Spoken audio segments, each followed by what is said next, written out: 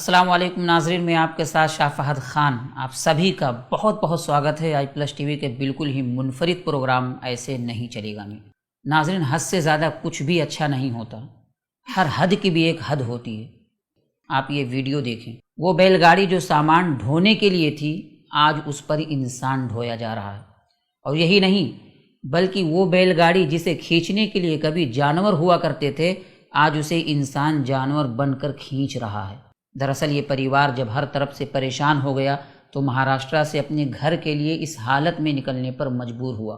راستہ اتنا لمبا اور سفر اتنا مشکل کہ ایک بیل نے راستے ہی میں دم توڑ دیا، لیکن کیا کرے، گھر تو جانا تھا، اس لیے بیل کی جگہ اب اس انسان کو مجبوراً لینی پڑی۔ یہ کوئی فلم کا منظر نہیں، یہ حقیقی زندگی کا منظر ہے۔ فلمیں دیکھ کر آنسو بہانے والے بھی کچھ مل جائیں گے، مگر آج ان پر آنسو بہانے والا کوئی نہیں۔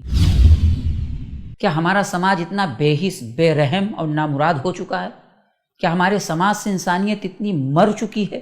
آپ یہ تصویر بھی دیکھیں، یہ کسی جانور کے پیر نہیں بلکہ انسان کے پیر ہیں۔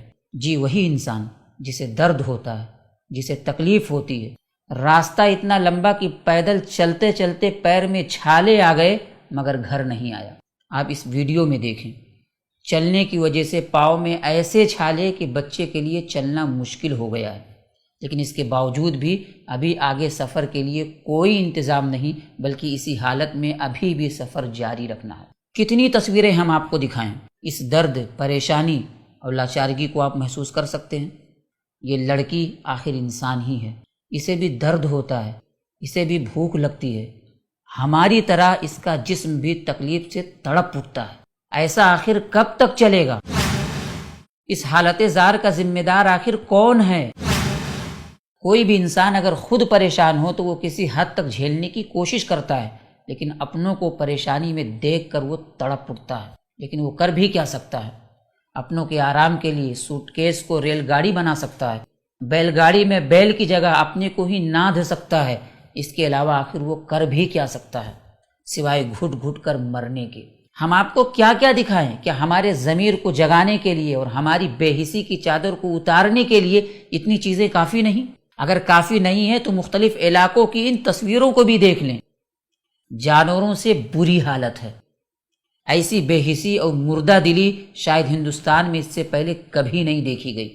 1947 میں بھی گرچہ ہزاروں لوگ مار دیے گئے تھے، لیکن اسی وقت نئے گھر اور نئی زمینیں دے کر انہیں بسایا بھی گیا تھا۔ فرید آباد اور دہلی کے مختلف محلے اس کی مثالیں ہیں، لیکن اس وقت ایسا کچھ بھی نہیں دکھ رہا ہے۔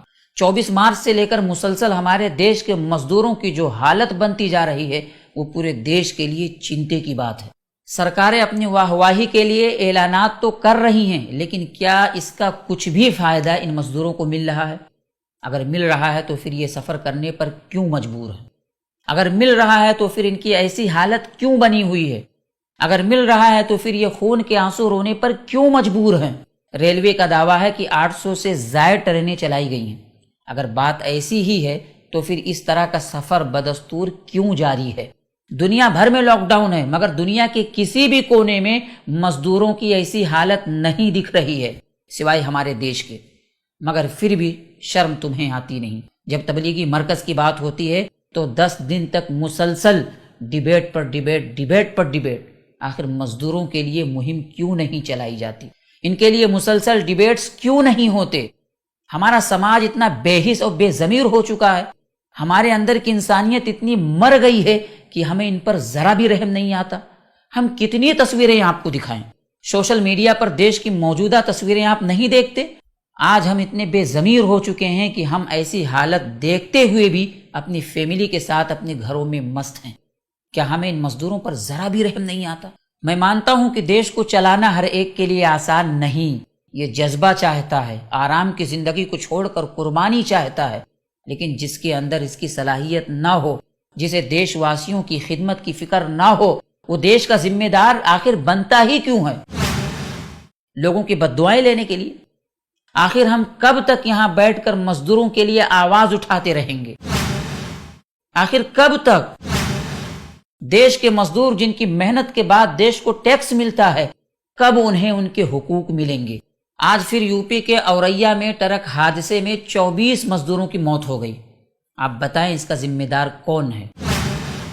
یہ جو آئے دن مزدوروں کی مرنے کی خبریں آ رہی ہیں، گرچہ ہمارے لیے ان کی موت صرف ایک خبر ہوتی ہے، لیکن وہ جس گھر کے اور جس کے رشتہ دار ہوتے ہیں ان سے پوچھیں دل پر کیا بیتتی ہوگی. دیش کے پرائم منسٹر سے میری یہ اپیل ہے کہ بہت ہو گیا، ہر حد کی بھی ایک حد ہوتی ہے. پچھلے 50 دنوں سے یہ سلسلہ چل رہا ہے. آپ ان کے لیے عملی طور پر کچھ کریں. یہ محنت کش لوگ ہیں، ہمارے دیش کو ان کی ضرورت ہے اور ان کو دیکھنا یہ آپ کی ذمہ داری ہے. ایسے نہیں چلے گا. آپ نے کیا کہا تھا میں ناظرین کو سنانا چاہوں گا. جو سامانیہ ویکتی ہوائی چپل پہن کر کے گھومتا ہے وہ مجھے ہوائی جہاز میں دکھنا چاہیے، یہ میرا سپنا. صاحب ہوائی جہاز میں تو لوگوں کو اڑانے سے رہے، اب بس بھی کریں. ہوائی چپل ہی میں لوگوں کو اپنی اپنی زندگی میں اڑنے دیں. آپ کی ہوائی جہاز سے تو لوگوں کا ہوائی چپل ہی بہتر ہے. ناظرین آئیے ہم سب مل کر اپنے حصے کا دیا جلائیں، اپنے آس پاس کے غریب لوگوں کا خیال رکھیں. یاد رکھیں کسی غریب کے چہرے پر خوشی لانا بہت بڑا ثواب ہے. ناظرین میں شاہ فہد خان آپ سے وداع لیتا ہوں. پھر ملوں گا ایک نئے ایپیسوڈ کے ساتھ. دیکھتے رہیے پروگرام ایسے نہیں چلے گا. السلام علیکم ورحمۃ اللہ وبرکاتہ. ایسے ہی اور ویڈیوز بنانے میں ہماری مدد کریں.